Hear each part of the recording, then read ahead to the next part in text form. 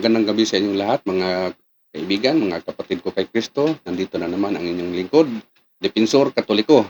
Ang video natin ngayon ay pagbigay pansin sa isang video din ng isang Sabadista na nagbigay ng maling kahulugan doon sa video din ng isang CFD o mga Depensor Katoliko na mayroong nakipagdiskusyon na isang babaeng born again.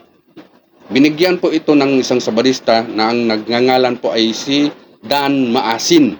Oh, iwan ko po, hindi ko lang alam kung taga saan po ito, Mindanao, Bohol, ganun.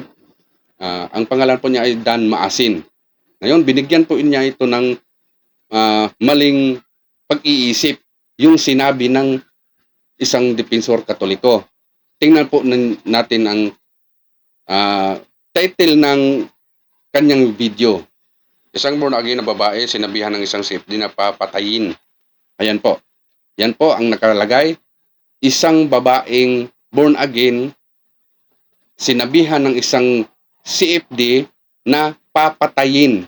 O yun. Yan po. Kasi, alam ninyo kung bakit ganon ang itinitle niya. Kasi may ibig po siyang sabihin. May ibig po siyang sabihin dyan. Ano? Kahit sino naman tayong mga nakakaintindi sa mga kung sa Bisaya pa sa mga butbuto ng mga depensor na sa mga Sabadista, alam na natin kung anong ibig sabihin diyan. Ang ibig niya pong sabihin diyan ay yung babae ay papatay ng CFD. Mali. Diyan po, mag-ingat po tayo sa mga pananalitang ganun po at pag-iisip ng ganun. Kasi ipapalabas nila na ang mga Katoliko, mga Depensor Katoliko, mga masasama. Samantalang, nagbabasa lang po ang isang Depensor Katoliko ng Biblia. Kaya nasabi ng isang Depensor Katoliko na papatayin yung babae. Kasi ang binabasa ng isang Katoliko ay yung sa Deuteronomio 17:12 na ang sinasabi po doon ay ang hindi maniniwala sa pari ay papatayin. Kaya sinabihan na nasabi ng isang Depensor Katoliko na papatayin yung babae. Kasi alam naman natin kahit mga Sabadista, mga born again, hindi naniniwala sa mga pari kaya binasahan po siya ng sitas ng Biblia. Sitas ng Biblia ang binabasa, hindi po galing sa kanyang sariling pag-iisip o sariling pananalita. Napapatayin po yung babae. Ang pinapalabas nitong si Dan Maasin ay sa title pa nga lang niya, di ba? Isang babaeng born again sinabihan ng isang CFD na papatayin. Ang ibig sabihin ng yung CFD ang magpapatay sa babae, which is mali. Tingnan mo itong mga butbuto ng mga na to. Ang video ko na ito, tinagalog ko lang po ito Ako Bisaya to. Yung video na kinuha ko rin ay isang Bisaya din.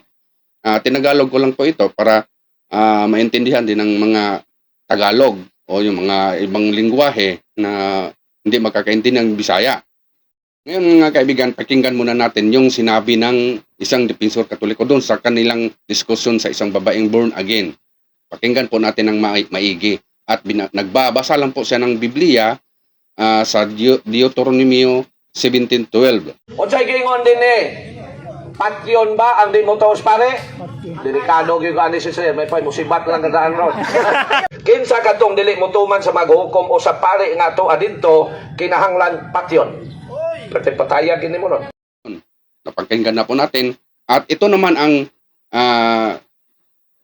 sinasabi ni Dan Maasin na isang Sabadista. Ito po yung sinabi niya, nilagay po niya sa title niya sa isang video niya. Usa ka babae nga born again ang gipahog sa Catholic Faith Defender nga patyon sa dihang nagipagdiskusyon kini sa mga Catholic Faith Defender. Ayan mga kaibigan. Kahit sino naman makakarinig sa kanyang sinasabi, may ibig sabihin ito may paninira diyan. May pupuntahan diyan May pinupuntahan yung sinasabi niya. Ang pupuntahan niya yung parang sisirain niya po yung imahe ng isang ah, Catholic defender. Oh. Sa sinabi lang niya, papatayin daw yung babae. Ang video na iyon na kinuha ng isang sabadista na si Dan Maasin ay galing po iyon sa video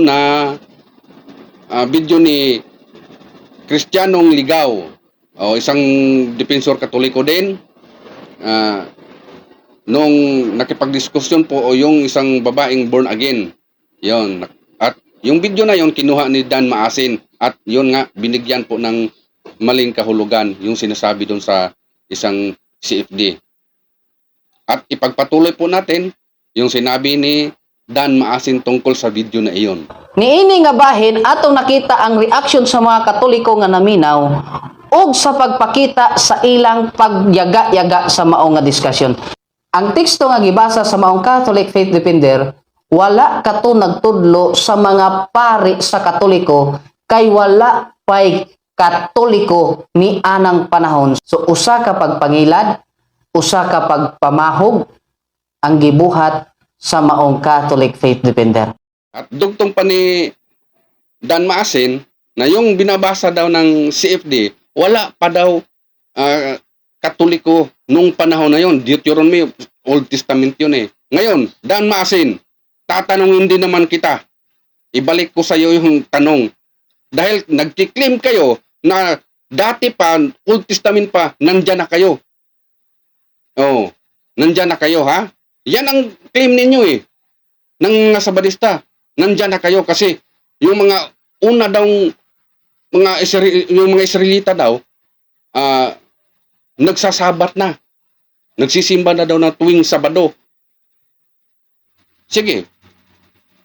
Dahil yan ang claim ninyo, ang binabasa ng isang CFD, Deuteronomy 17:12 na pinapalagan mo na wala pa daw paring Katoliko ngayon.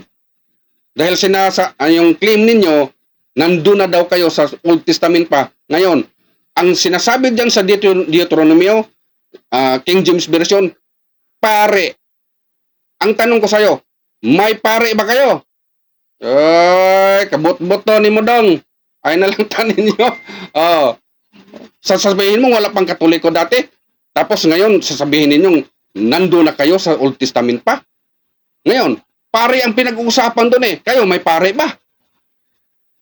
Sagutin mo yan, Dan Maasin. Kung aabot man sa inyo tong video na to, sagutin mo yan. Pagka sagutin mo, pare at saka pastor, pareho lang. May nagka-diskusyon ako ng ganyan eh. Pareho lang daw, pare at saka excuse me. Sagutin mo nga to si Mama yung una. Pare at saka pastor, pareho lang. Hindi Ang pare, ang totoong pastor ay pare. Gawa 20:28. Oh. Yung pastor ninyo, hindi naman niya pare, fake yan. Hawakan mo yan. Fake yan. Oh, parang ano ba? Yung ayan ay pastor. Parang ano ba, laruan track. Oh, hindi totoong track yan. Kaya Dan Maasin, dong mag-isip ka naman bago ka mag-rebat ng mga video. Hawakan mo nga yan. Title mo pa lang, mali na eh. Biruin mo, nagbasa lang yung CFD ng sitas ng Biblia, sasabihin mo na papatayin yung